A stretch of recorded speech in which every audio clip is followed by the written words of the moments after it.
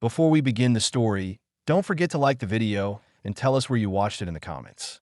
The Arizona frontier stretched wide and empty under the late summer sun, the kind of heat that sat on a man's shoulders and made every breath feel heavy. Dust clung to Elias Ward's coat, boots, and the brim of his hat as he rode down the long, uneven road that led towards Silver Creek, a small mining town half forgotten by the world. The horse beneath him, a gray gelding named Bramble, walked with the slow patience of an animal that knew its rider didn't have anywhere urgent to be. Elias had been alone for months. He lived deep in the pine forest, in a small cabin he'd built with his own hands years back when he still thought isolation would quiet the noise inside his head. Once, he had worked cattle on a ranch near the New Mexico line. He'd been good at it too, until a gunfight between the ranch hands and a group of rustlers left his younger brother dead. The sheriff called it an accident. Elias called it cowardice. He left the ranch the next morning and never went back. Since then, his life had shrunk to the basics: water, wood, a horse, a fire, and the constant pull of regret that came with too much silence. As the town came into view, Elias felt the same old tension gather in his chest. Silver Creek was small, one dusty main street with a saloon, a general store, a sheriff's office, and a few scattered homes on the outskirts. He didn't trust towns anymore. They always carried too many eyes and too many words. But tonight, after months without hearing another voice, he needed the sound of people. Not conversation, just the reminder that the world was still alive. He tied his horse outside the saloon and pushed the doors open. The place smelled like whiskey with smoke and sweat. A piano played slow in the corner, out of tune but steady. A few miners sat hunched over their drinks, faces burnt from the sun, talking about or that never seemed to pan out. Behind the counter stood a young Apache woman, carrying a tray between tables with quiet focus. Her hair was braided neatly, her skin sun-touched, and she wore a simple deerskin dress with beadwork along the collar. Something handmade, not for display, but for survival. Elias noticed her right away. It wasn't attraction, not at first.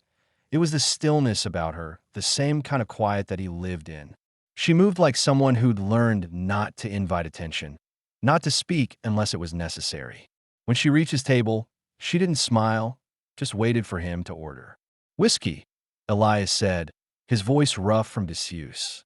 She poured it without comment, set it down, and asked, "You from the woods?" Her tone was careful, almost neutral. "North Ridge," he said. "Cabin by the creek." She nodded once.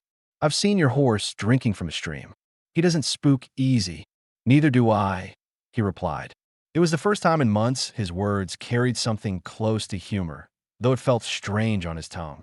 The woman's name was Ayoka. The bartender had called to her earlier, scolding her for moving too slow, and the name stuck in his mind. She worked there 6 nights a week, pouring drinks and cleaning tables for men who didn't look her in the eye. The town didn't accept her. Not the settlers, not the miners, and certainly not the wives who crossed to the other side of the street when she walked by. Rumor was she'd been abandoned by her tribe for helping settlers once, and left here to survive between two worlds that didn't want her. Elias watched her move back through the room, her shoulders straight, but her eyes distant, and something in that quiet strength held his attention. He recognized it, the look of someone who'd had to start over from nothing.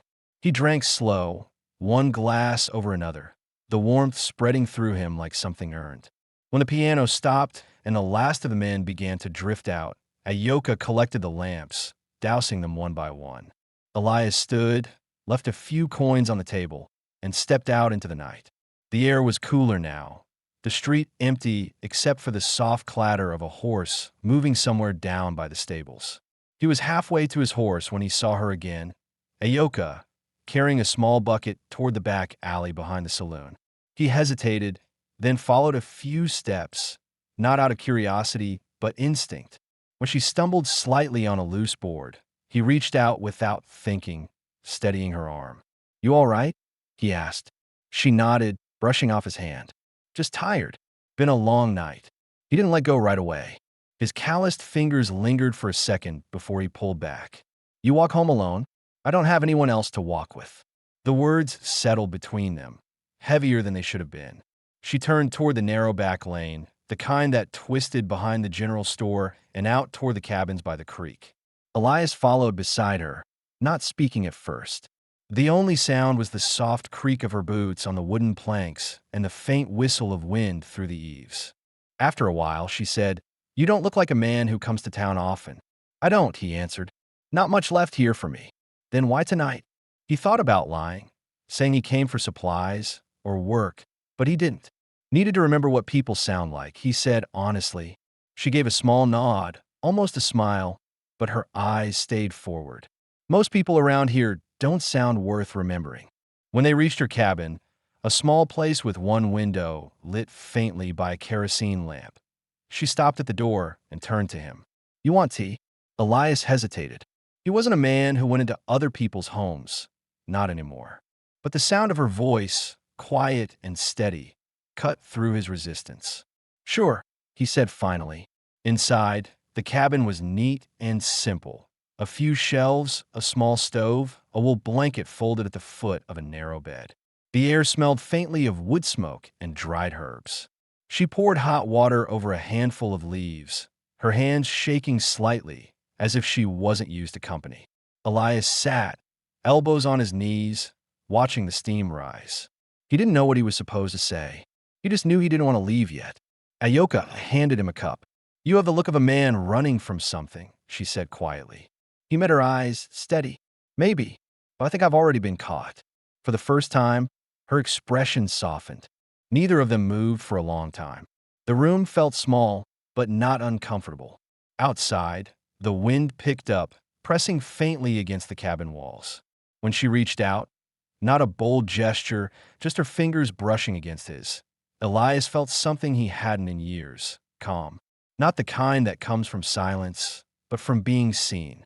He didn't plan what happened next. It wasn't about desire or impulse. It was about two people who'd been surviving too long alone, choosing, for one night, to stop being ghosts. Later, when the lantern went out and the world returned to the sound of their slow breathing, Elias lay awake for a while, staring at the shadows on the ceiling. Part of him wanted to stay, to let himself belong to something again. But another part, the stronger one, whispered that he didn't deserve peace yet. Before dawn, he got dressed, stepped outside, and didn't look back. As he rode away through the first pale light of morning, Ayoka stirred in her bed, half awake, her hand brushing against the cool spot he'd left behind. She knew he was gone. She'd known before the night even ended. Still, she smiled once, just barely, because for the first time in years, the silence inside her cabin felt like it had meaning. The morning after Elias left, the sun broke through the thin clouds above Silver Creek, turning the cabin walls gold and warm. Ayoka woke to the silence she had known too well, a silence that felt heavier now, shaped by the memory of another person's breathing beside her. The chair he had used was still pulled out, the cup he had drunk from still half full. For a long time, she stood by the window and watched the dust drift in the air. She wasn't angry. She had never expected him to stay. But she couldn't stop wondering why he had left without a word. If it was fear, shame, or the kind of habit men like him never broke. Elias Ward was already miles away by the time the town stirred. He rode north toward the ridge, letting his horse find its own pace through the pine trails. His mind was restless. He tried to convince himself that what happened was a mistake, that getting close to anyone only led to loss. But the thought didn't settle. He kept seeing her face in the lantern light, her hands steady but tired, her eyes calm when she looked at him like she already knew the kind of man he was. He had ridden from too many places in his life, from his brother's grave, from old friends, from jobs that turned to blood. He thought running meant surviving. But the look she gave him last night didn't fade, even as the trees closed around him. Back in Silver Creek, Ayoka went about her day. The town didn't change for anyone. The same wagons rolled through, the same men came to the saloon with empty talk and full bottles. But she felt different now, aware that something inside her had shifted. When she worked that night, she caught herself glancing at the door more than once, half expecting him to return. He didn't. Still, A part of her didn't want to believe that it had been just a passing night. Weeks passed quietly. The nights grew colder, the moon sharper against the dark sky. Ayoka noticed the changes first in small ways. The way her body tired sooner, the unease in her stomach each morning. She didn't tell anyone. She had no one to tell. The women in town still looked at her like she was a shadow that didn't belong, and the men looked with something worse. She began spending her early mornings by the river, kneeling by the water, whispering words in Apache to spirits she hoped still listened. She had been raised to believe the river carried messages, that what was spoken to it found its way to whoever needed to hear. So, she told the river about Elias. She told it how he had come and gone like a ghost, how his eyes held sorrow deeper than anger, how he had looked at her like someone trying to remember what trust felt like. And when she realized what was growing inside her, she told the river that too. The night she was sure of it, she sat by her bed, her hands resting flat against her stomach, her heart pounding with a mix of fear and wonder. She had never thought she would have a child. Not in this place, not alone. But she also felt no regret. Elias had been kind, and in a life like hers, kindness was rare enough to matter. Still, the thought of what the town would say made her chest tighten. An Apache woman bearing a child with no husband. That was something people would not let go quietly. The weeks turned to months. Her work at the saloon grew harder. She hid her condition beneath loose clothing, kept to the shadows, and avoided the doctor who came through town every Thursday. At night, she whispered to the baby, promising that she would keep it safe no matter what. She didn't know if Elias would ever return, but she couldn't bring herself to hate him. Somewhere deep down, she believed he hadn't left out of cruelty. She thought maybe he didn't know how to stay. Far north, Elias lived in his cabin like before, but the quiet that once gave him peace now carried a weight he couldn't explain. He found himself thinking about her when he wasn't supposed to, while cutting wood or mending tack or sitting by the fire. There was something in her eyes he couldn't forget, a steadiness that reminded him of the life he had lost long ago. He told himself it was done, that it was better this way. Yet every time he closed his eyes, he saw her walking away from the door, alone. When the spring rains came early, Ayoka felt the first strong movement inside her. She stopped working at the saloon, saying she was ill. The owner didn't care enough to ask what kind. Alone in her small cabin, she washed clothes, cooked simple meals, and prepared for what was coming the only way she knew, quietly. One evening, while the river swelled with rain, she lit a small fire and spoke aloud to the flames. "If you ever think of me," she said, her voice low, "I'm still here. I don't need you to come back. Just remember that I kept something good from the night we shared." She didn't know that miles away, Elias sat by his own fire, unable to sleep, staring at the same moon through the pines. He didn't hear her voice, but he felt something that pulled at him, a restlessness he couldn't name. He got up, poured out his drink, and walked out into the night, looking toward the direction of the town, though he didn't move from his ground. Neither of them knew it yet, but the road between them was not done. As the months passed, Ayoka's belly grew, and so did the whispers. A few women in town had begun to notice. Ruth Teague, the midwife, mentioned seeing her pale and tired near the river one morning. By summer's end, people had already decided the story, that the Apache girl had gotten herself into trouble. Ayoka didn't fight the rumors. She saved her energy for the baby, for the small life that pressed against her ribs, and reminded her that even in this rough, unkind land, something pure could still begin. Each night, when she lay awake, she wondered if the man who had given her this child would ever know. She wondered if he'd care. And sometimes, when the wind pushed through the pine trees just right, she imagined it sounded like hoofbeats, slow, steady, and coming closer. But the forest stayed quiet. Elias Ward was still out there, somewhere between guilt and denial, not yet ready to face the truth that had been growing without him. And Ayoka, stronger than she had ever been, waited, not for him, but for the moment she would no longer have to hide. By the time the leaves began to fall around Silver Creek, Ayoka's secret could no longer be hidden. Her belly was full and round, and the long hours alone in her cabin had turned her quiet strength into something fierce. The townsfolk had stopped pretending not to notice. Some whispered that she was cursed, others said she'd been with one of the miners, and a few claimed it was the sheriff's doing. But no one asked her directly. Fear and gossip were easier than truth. Ayoka didn't waste time explaining herself. She had learned long ago that Silver Creek was a place that spoke much and listened little. She did her washing by the river, cooked small meals, and talked to her unborn child in the evenings, telling it stories of wind and rain, of the pines that could survive even when lightning split their trunks.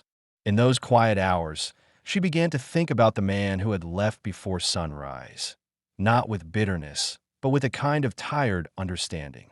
She told herself that Elias Ward had not meant harm. Maybe he had been broken long before she met him. Her strength came from accepting the life she was bringing into the world. But as her time drew near, fear settled into her chest. Not fear of childbirth, but fear of what would come after. Where could she go? The saloon wouldn't take her back, and the town barely tolerated her as it was. She had thought of leaving, walking east toward the San Pedro River where the land widened, but traveling alone so late in her condition could kill her. On a cold night in early winter, as a wind moved down from the ridge and pushed dust under her door, the first pain came. It struck hard, low, and deep, forcing her to grip the table to stay upright. She had prepared for this moment, boiled cloth, fetched water from the creek, and laid out the old blanket that had once belonged to her mother. But when the second pain came, sharper than the first, she realized she could not do it alone. She wrapped her shawl tight and stepped out into the cold, her breath coming in gasps. The town was dark except for the faint glow from a few windows. She made her way to the home of Ruth Teague, the midwife, knocking once, then again until the door opened. Ruth's face appeared, framed by gray hair and surprise. "You?" the woman said, voice low. "It's time." Ayoka nodded, sweat shining on her forehead. "Please," she managed. "I need your help." Ruth hesitated. The stories about the Apache girl had reached her too.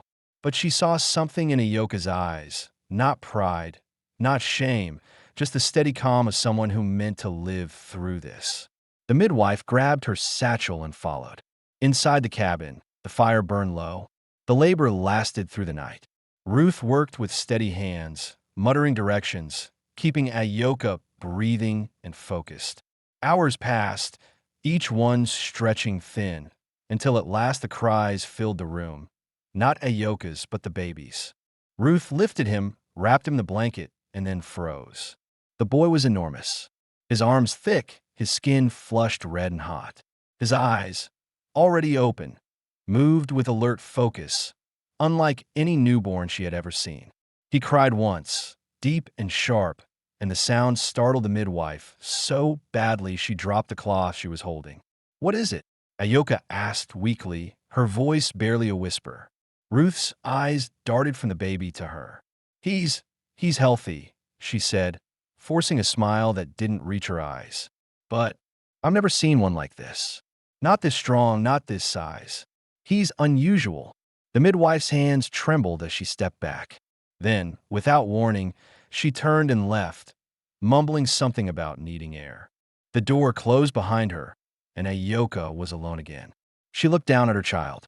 His breathing was steady, his tiny hand gripping the edge of the blanket with surprising force. She touched his cheek and felt warmth, life, and something more, something she couldn't name. The next morning, the rumors began. Ruth Teague had spoken in panic when she reached the saloon, saying the Apache woman had given birth to a giant. By noon, half the town knew. By sunset, everyone did. Ayoka didn't step outside. She sat in her cabin, rocking the child and listening to the voices drifting in through the window. "It's not natural," she called something from the forest. "That child's cursed." The words burned, but she didn't cry. Instead, she began a plan. She named the boy note in wind in her mother's tongue and whispered it to him as he slept. "You are not cursed," she told him. "You are mine. You are meant to be here." The next day, she went to see Alma Dawes, an older woman who ran the laundry behind the general store. Alma was one of the few in town who spoke kindly to her. She found Alma hanging wet sheets in the cold air. "I need your help," Ayoka said. "Just for a little while. I can't stay here. They'll come. They'll take him." Alma studied her face and didn't ask questions. "You'll have to move fast," she said. "I can keep him for a few days. After that, folks will start asking." Ayoka nodded. "That's all I need." She left Nodin with Alma that evening, wrapping him tight in a soft shawl. The moment she handed him over, her chest ached with something close to panic, but she kept her face steady. She kissed his forehead once, whispered a short prayer, and turned toward the road that led north toward the forest. By the time night fell, she was already deep among the pines, following the narrow path that wound toward the ridge where she believed Elias still lived. She didn't know what she would say if she found him. She didn't even know if he was still alive. But she knew one thing: she couldn't raise Nodin here. Not among people who saw him as something monstrous. As she walked, she remembered the night she first met Elias. The way his voice shook slightly when he spoke, how his eyes carried years of silence. She remembered the calm that settled in his presence, the strange safety she felt that night, brief but real. And for the first time since his birth, she felt hope. Not the kind that waits for rescue, but the kind that comes from deciding to keep moving even when everything around her is broken. Behind her, in the dark town below, the whispers continued to grow. Some said the Apache woman had fled with a creature from mountains. Others claimed she had taken her child into the woods to feed it to spirits. But by the time the moon rose high, Ayoka was gone from their world of small talk and suspicion, walking beneath tall, silent trees, following the cold trail of the man who had left her once. This time, she swore she wouldn't let him vanish without hearing her speak. The forest was cold that night, colder than she had expected. The sound of the town had long disappeared behind her, swallowed by the pines and the whisper of the wind through their branches. Ayoka's boots were damp, her shawl heavy with dew, and her body ached from exhaustion and the ache of having left her child behind, even for a little while. But her mind was fixed.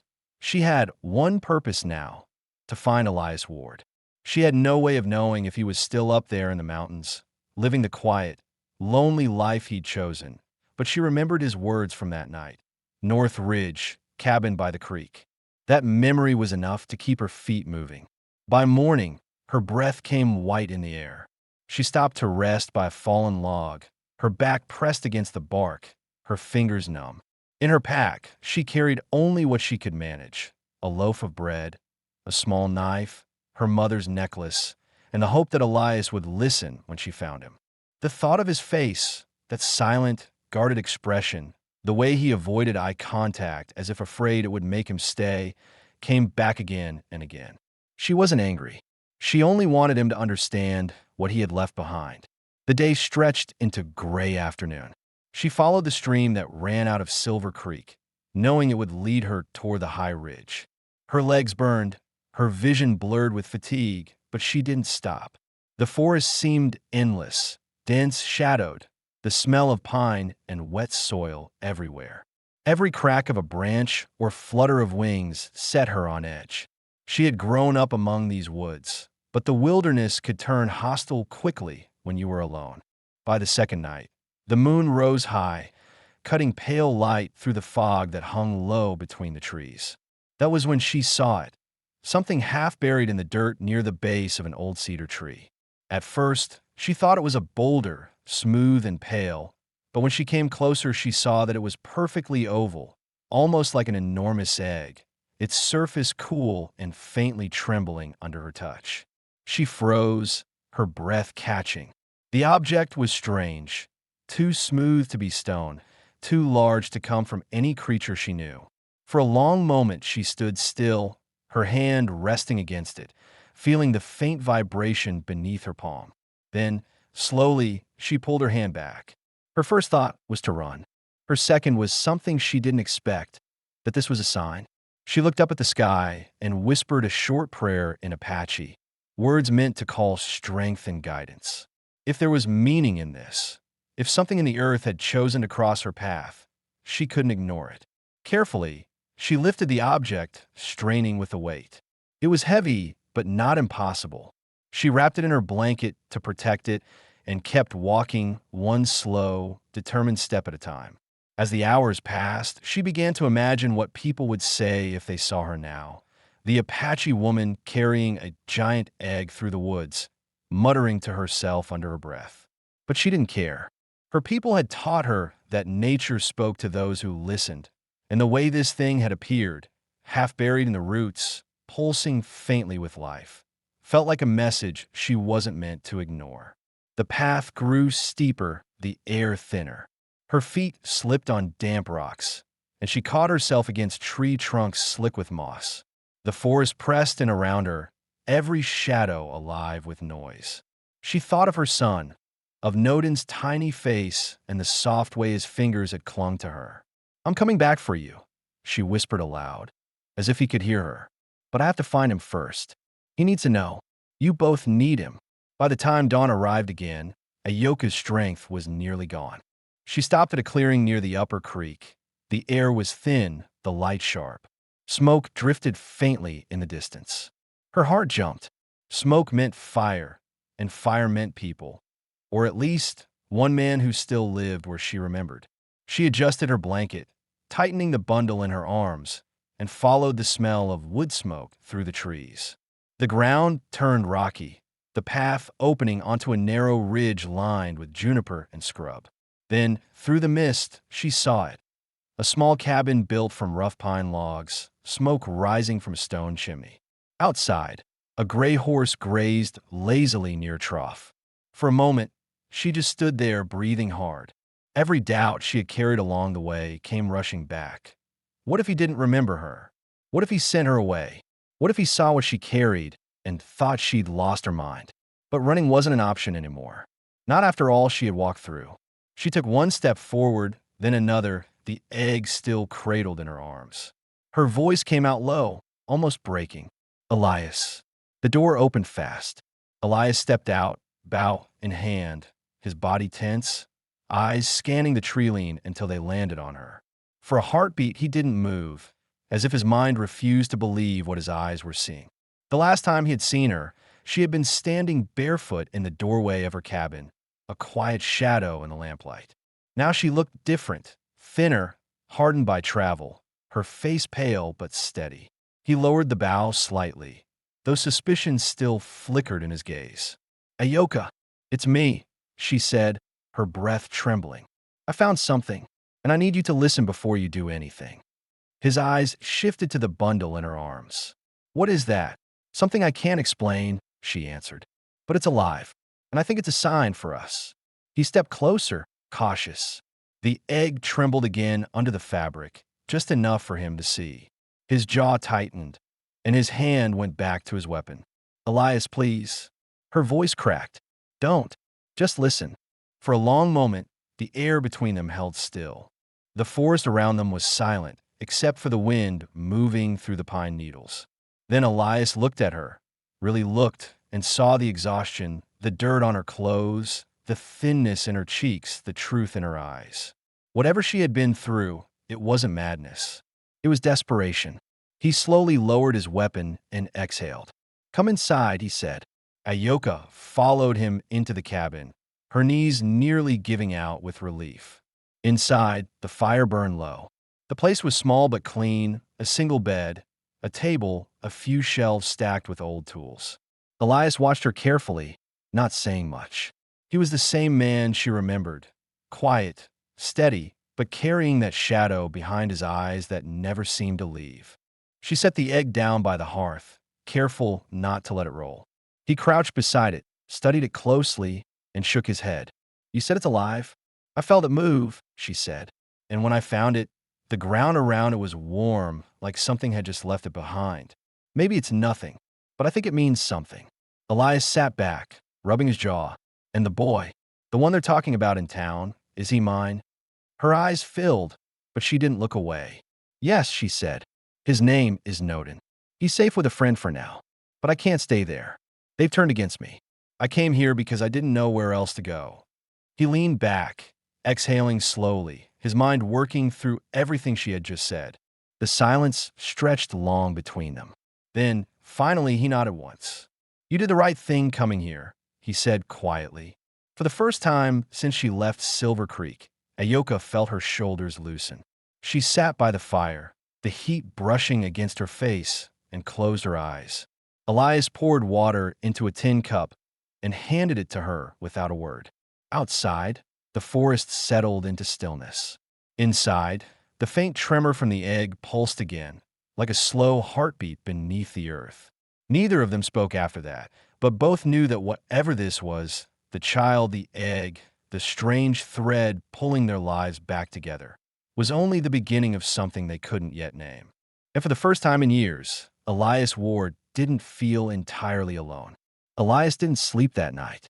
He sat near the dying fire with his elbows resting on his knees, staring at the strange, pale object by the hearth.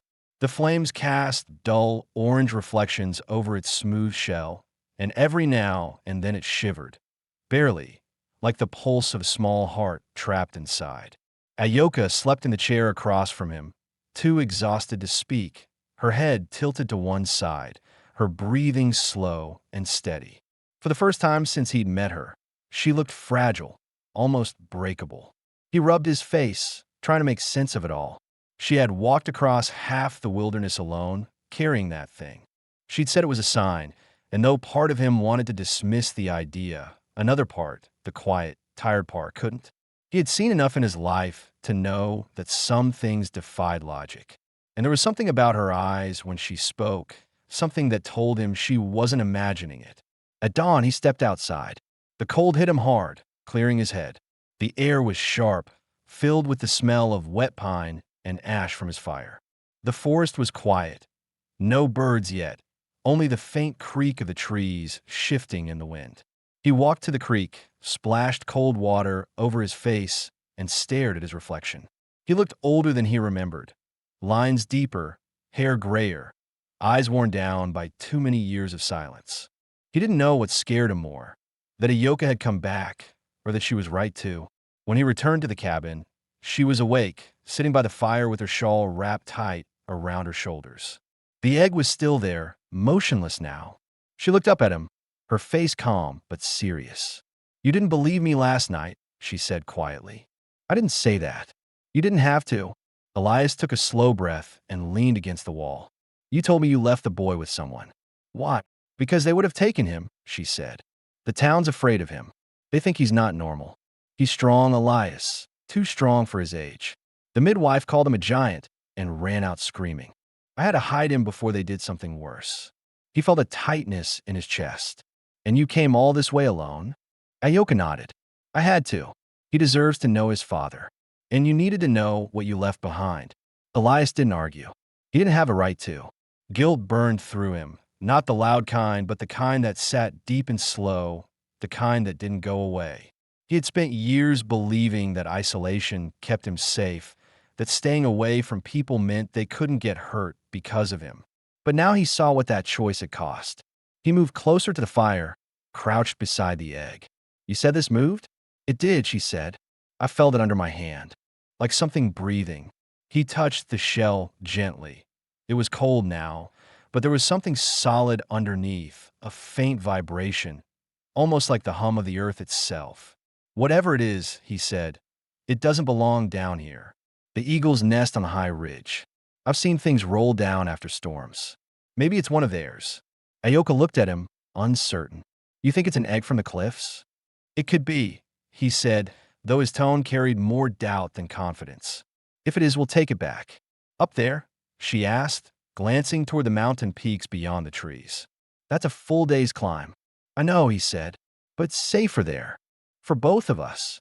They packed what little they had, water, dried meat, a blanket, and at first light they began the climb. Elias carried the egg, wrapped in his coat and tied with a rope over his shoulder. Ayoka walked beside him, her steps steady despite the exhaustion still in her body. The trail was narrow, littered with loose stones, the kind that could send a man tumbling if he wasn't careful.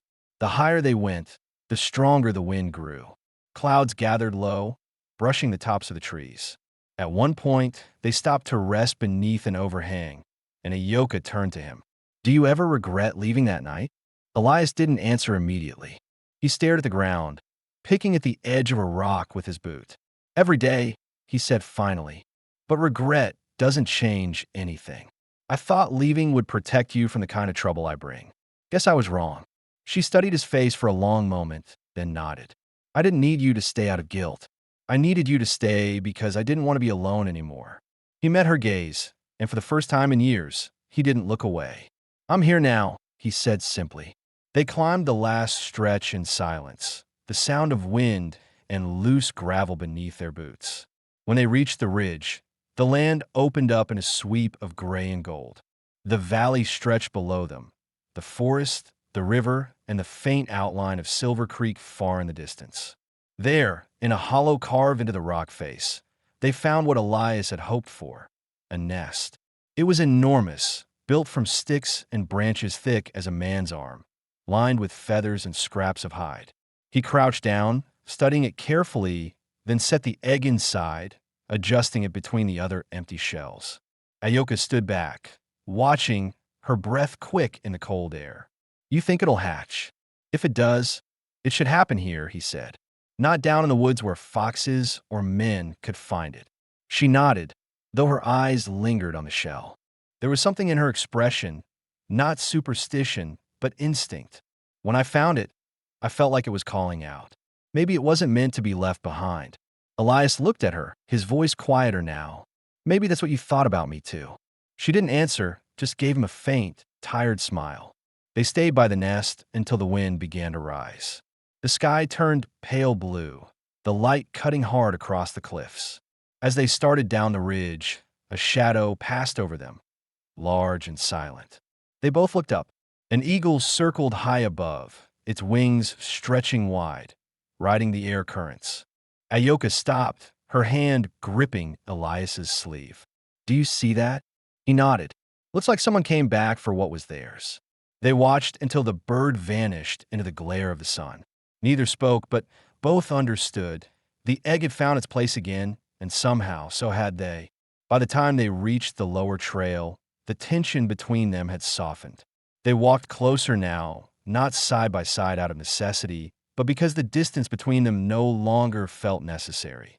When they reached the creek, Ayoka bent to fill her canteen. Elias stood a few steps away, looking down at the water. "What will you do now?" he asked. She straightened, her expression calm. "I'll go back for my son," she said. "And this time I won't hide him. If the town wants to call him strange, let them. He'll grow knowing who he is and who his father is." Elias nodded, a trace of pride in his voice. "Then I'll ride with you." For the first time, Ayoka allowed herself to believe him. She didn't thank him, didn't need to. The way he said it, firm, certain, told her everything. As they walked back through the thinning trees, the sun broke fully over the valley, painting the land in gold. The fear that had followed both of them for so long, hers for being cast out, his from running from everything he'd lost, began to fade with the light. The forest behind them was still and quiet again, but neither of them felt alone in it anymore. The journey back toward Silver Creek took 2 full days. The forest that had once felt threatening now carried a strange calm, as if the land itself had eased after the storm that had shaped both of their lives. Elias rode ahead on his gray horse, his rifle slung across his back, while Ayoka walked beside him, her steps steady but quiet, her shawl pulled tight against the wind. Every few miles, Elias glanced back at her to make sure she was still keeping pace. She never asked him to slow down, never complained, but he could see the fatigue in her face and the determination beneath it. Neither of them said much that first morning. The silence between them wasn't heavy like before. It felt settled, almost necessary, like 2 people who finally understood each other without needing to explain. Elias carried thoughts he hadn't spoken aloud in years. He kept wondering what he would say when they reached town, to the people, to Alma Dawes who had sheltered the child, and most of all to the boy himself. A man like him had no experience with family. He learned to build walls instead of homes. But every time he looked at Ayoka, he realized that the choice to stay silent had already done enough harm.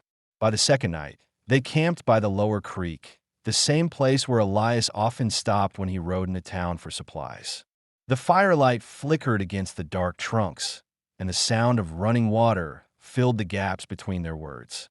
Ayoka sat close to the flames, her knees drawn up, her eyes following the orange light.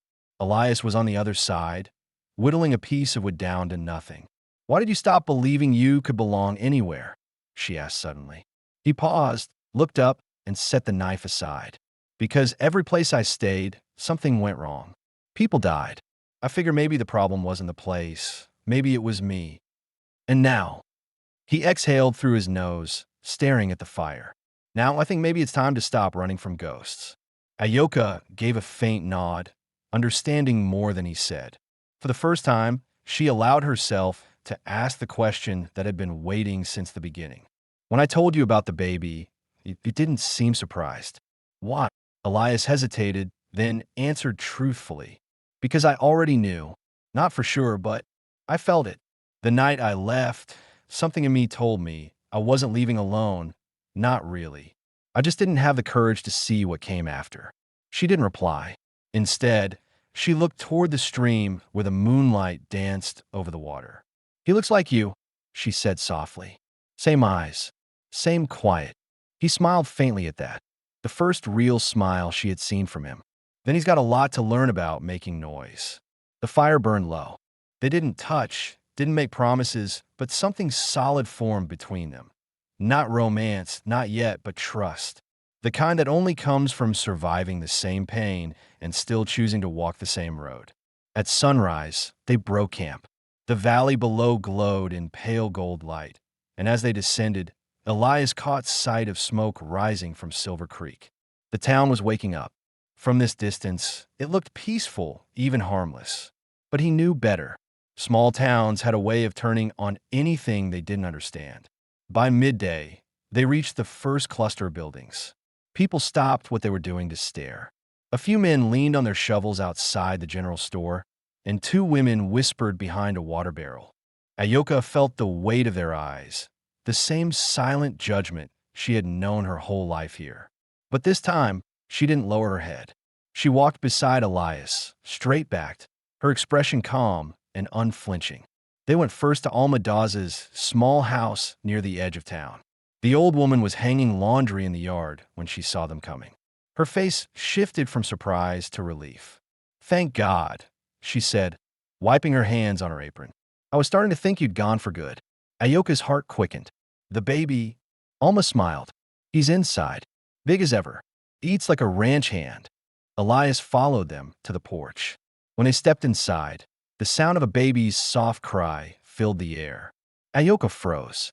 There, in a wooden cradle near the stove, was Nodin, strong, alert, his eyes wide open. The sight of him made her chest tighten. She dropped to her knees, lifting him into her arms, kissing his forehead over and over. "I'm here," she whispered. "I told you I'd come back." Elias stood near the doorway, his hat in his hands. He didn't speak. He just watched, the way Ayoka's expression softened, the way the child quieted at her touch. For a long moment, he didn't know if he should approach. Then Alma nudged him gently. "He knows your voice," she said. Elias stepped closer, cautious. The boy looked up at him, a curious, steady look that froze him where he stood. Something heavy and unfamiliar moved through his chest. He knelt beside Ayoka and reached out one rough hand. The baby grabbed his finger and held on tight. Elias's throat tightened. "He's strong," he said quietly. Ayoka smiled faintly. "So are you. You just forget it sometimes." That moment, the three of them together in that small, warm room, felt like something Elias hadn't believed possible. But outside, the world still waited. By afternoon, word spread through town that Elias Ward, the quiet man from the ridge, had returned, and that he'd come with the Apache woman and her child. The whispers started fast, louder than before. Some people said the baby was unnatural. Others said Elias had gone mad. Sheriff Pike heard the talk before the day was out and came looking for answers. He found Elias outside Alma's, fixing the loose hinge on the gate. "Heard you brought trouble back with you," the sheriff said, his tone measured but not unkind. Elias straightened, wiped his hands. "You could call it that, but I'd say it's just family." The sheriff studied him for a moment, then nodded. Folks are nervous. You know how they get. Let them talk, Elias said. They'll run out of breath sooner or later. Pike sighed. You sure you know what you're doing? No, Elias admitted. But I know what not doing anything costs. That answer seemed to satisfy him. The sheriff tipped his hat and left. That evening, Elias and Ayoko walked down to the creek with note and bundle between them. The sun was setting, painting the water in bands of red and gold. Ayoka dipped her hand into the stream and let the water run over the boy's fingers. He belongs here, she said, no matter what they say. Elias nodded. Then we make sure he stays safe. Both of you. For the first time since she had met him, Ayoka felt she could believe him. He wasn't the same man who had left before dawn months ago. Something in him had shifted, a quiet resolve, an acceptance that he could no longer hide from life. They stayed by the water until the last light faded. The town behind them whispered and watched, but neither of them looked back. They were done running. And though they didn't say it aloud, they both knew what the other was thinking, that this was the beginning of something real, something worth standing for. The next few weeks passed quietly, but Silver Creek never stayed silent for long. The town had learned to hide its judgments behind polite stares and short greetings, yet the whispers never truly stopped. Whenever Ayoko walked through the market, conversation would falter, then resume only after she passed. A few men tipped their hats out of courtesy, but others just looked away, as if acknowledging her would make them complicit in something unholy. Elias saw all of it. He noticed how she kept her head high and never responded, how she refused to show anger, even when the looks burned against her back. He admired her for that, but it also filled him with a quiet rage, the kind that came from years of watching the world punish people for simply existing. He decided to stay close. He built a small fence around Alma's house, repaired the broken latch on her window, and made sure no one came near after dark. People in Silver Creek might not have respected the Apache woman, but they respected Elias Ward, the man with the scar jaw and steady aim who didn't waste words. His presence alone kept trouble from crossing the line. One morning, while Ayoko was washing clothes by the creek, Elias came down from the ridge carrying a small carved toy, a horse, smooth and simple. He had spent 3 nights shaping it for Pine. When he handed it to her, she smiled for the first time in days.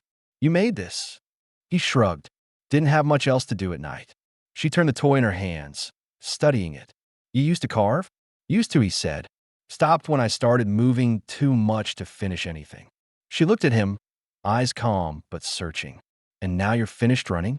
He met her gaze, the faintest hint of a smile under the lines of his face. I think I found enough to stay for. It was the first time either of them had spoken so plainly about what was between them, and neither needed to say more. The air between them carried understanding, not the kind born of promises, but of shared endurance. That night, Elias stayed at the cabin instead of returning to his place up in the ridge. Alma had insisted they use her spare room until they built their own. When he stepped inside, Noden was lying asleep in a basket near the stove. The boy's chest rose and fell steadily, his hands resting beside his face, his skin flushed with health. Elias knelt down, studying him in the firelight. He's strong, he whispered. Ayoka stood behind him, her expression soft but tired. He doesn't cry much anymore, she said quietly. He listens, watches everything. Like you. Elias looked up at her, unsure how to respond. He wanted to say something about fear, about how it had followed him all his life, and how she'd somehow walked straight through it without flinching. But words felt useless compared to the truth sitting right there in front of him. The woman he had once left, and the child he hadn't known he'd wanted. Days passed, and little by little, the rhythm of their life began to settle. Elias worked at the sawmill outside town, hauling logs and cutting timber from dawn until late afternoon. The men there respected him, not because he talked much, but because he didn't. He did his work, earned his pay, and left. When he came home, Ayoka was usually by the fire, Noden asleep on her shoulder. They would share supper quietly, sometimes talking, sometimes not. But not everyone accepted their peace. One evening, as the sun dipped low, 3 men from a saloon came up to the house.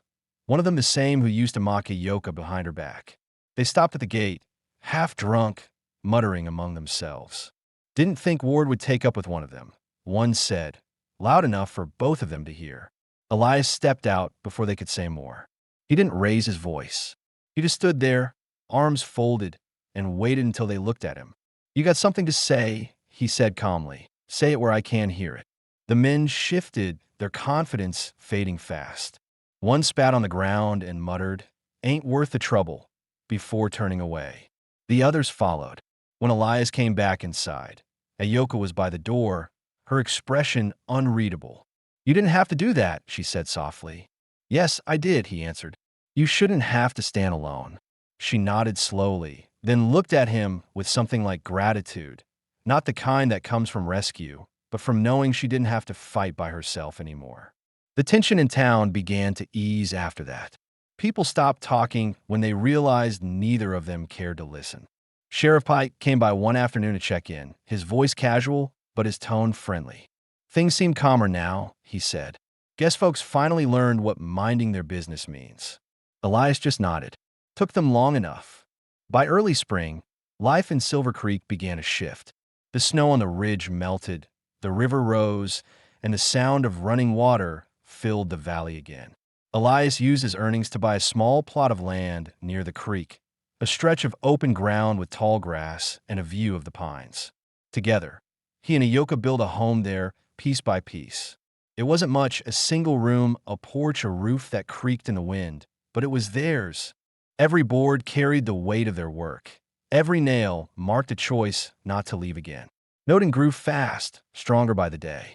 He crawled across the floor with the same determination his parents had carried through the worst of their lives. One evening, while the last light of the day spilled across the floor, Elias stood at the door, watching Ayoka lay Noden to sleep. The baby's small hand clutched at her necklace, the same one she'd worn the night they met. She looked over at him, tired but content. What are you thinking? She asked. Elias leaned against the frame, the faintest trace of warmth in his expression.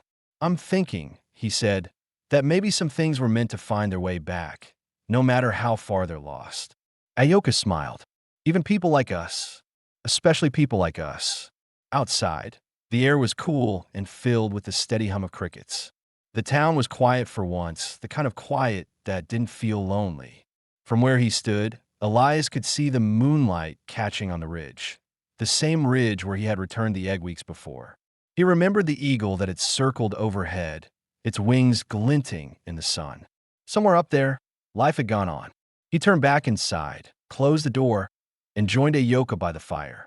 For the first time in years, there were no more ghosts between them. No debts, no running, no unspoken apologies.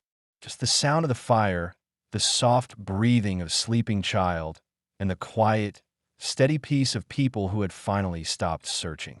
And though neither said it aloud, they both knew this was home. Spring turned to early summer, and the days in Silver Creek grew longer, warmer, and quieter. The tension that once hovered over the small town began to fade, replaced by the rhythm of ordinary life. Elias and Ayoka's cabin near the creek had become part of that rhythm. Smoke from their chimney rose with the morning light, and the sound of a baby's laughter sometimes drifted through the valley. Noden was growing fast, faster than anyone expected. At barely a year old, he could already stand by himself, gripping the edge of the table, watching the world with those sharp, quiet eyes that reminded Elias too much of his own. Alma Dawes came by often, bringing bread or washing, always smiling when she saw how strong the boy had become. He's going to be big, she'd say, stronger than both of you put together. Ayoka would laugh softly, but sometimes Elias noticed a flicker of worry in her expression. People in town still talked, but their words had lost their edge. Sheriff Pike made sure of that. He'd told the saloon crowd one evening that if anyone had a problem with how Elias Ward lived, they could take it up with him, and no one did. Elias had earned the town's respect the hard way, through quiet endurance and work that no one else wanted. Each morning, he went out early, chopping timber or repairing fences for the mill. He worked without complaint, hands blistered, back sore, and returned home at dusk to find Ayoka waiting by the fire, Noden asleep in her arms. Their life was simple, no wealth, no luxury, but it carried a steadiness that neither of them had ever known. One afternoon, while Elias was mending a section of the roof, Ayoka came out with a jug of water. She stood watching him for a while before asking, "Do you ever think about leaving again?" He looked down at her, squinting against the sun. "No," he said plainly. "Not anymore." "Why not?" she asked. He paused, wiped the sweat from his brow. "Because I finally figured out what I was looking for. Turns out it wasn't somewhere out there. It was here." She smiled, a small, quiet smile that said more than words ever could. "Then we'll stay," she said. They did. The weeks rolled by, marked by the small, unremarkable moments that make up a life. Meals shared by the fire, long evenings by the river, the sound of Nodin's laughter echoing through the pines. But as the peace deepened, Elias couldn't help thinking back to the strange egg they had returned to the ridge. One morning, curiosity got the better of him. He saddled his horse and told Ayoka he'd be gone half a day. She didn't ask where, she already knew. The ride up the ridge took hours. The forest looked different now, greener, alive with the hum of insects and the cry of hawks. When he reached the narrow ledge where the eagle's nest had been, he dismounted and climbed the last stretch on foot. The nest was still there, weathered but sturdy. Inside, he found fragments of shell, pale white, sharp-edged clean, and near the edge of the cliff, perched on a low branch, a young eagle stood, stretching its wings in the sunlight. Elias watched as it leapt into the air, catching the wind with perfect balance. It soared upward, higher and higher, until it was just a speck against the blue. He stood there for a long while, the wind pulling at his coat, thinking about how strange and fragile life could be, how something that once seemed like a burden could turn out to be a symbol of freedom. When he returned home, the light was fading. Ayoka was by the river, washing clothes, her hair tied back, her sleeves rolled up. Nodin crawled in the grass nearby, reaching for the water with curious hands. Elias stopped for a moment to take in the sight, the simple, quiet beauty of it, before walking down to join them. He set his hand on her shoulder. "It hatched," he said. Ayoka looked up at him, surprised. "You saw it." He nodded. "A young eagle. Strong already." It flew off into the valley. For a long moment, neither of them spoke. The sound of the river filled the air, steady and endless. Then Ayoka said, "Maybe it was meant to survive, like us." Elias smiled faintly. "Maybe so." That night, they sat together on the porch after putting Nodin to bed. The moon hung low over the trees, silvering the surface of the creek. Ayoka leaned against him, resting her head on his shoulder. For a while, they said nothing, listening only to the quiet sounds of the land that had both wounded and healed them. After some time, she asked, "Do you ever think about what comes next?" Elias took a slow breath. "I used to think there was no such thing as next, just getting through the day. But now, I guess I think about teaching him, showing him how to live without running from what he's afraid of." She nodded, her voice soft. "He'll learn that from you." "No," he said. "He'll learn it from both of us." A warm breeze drifted through the trees. Somewhere in the distance, a lone wolf howled, not in menace, but as if announcing the night. Elias wrapped his arm around her shoulders, pulling her close. In that moment, everything felt still, the fears, the past, the long years of isolation. The man who had once lived in silence had found his voice again, not in words, but in presence. The woman who had been cast out from every place she tried to belong had finally built one of her own. And the child born of that unlikely union slept peacefully in the cabin behind them, his future unwritten but bright. When dawn came,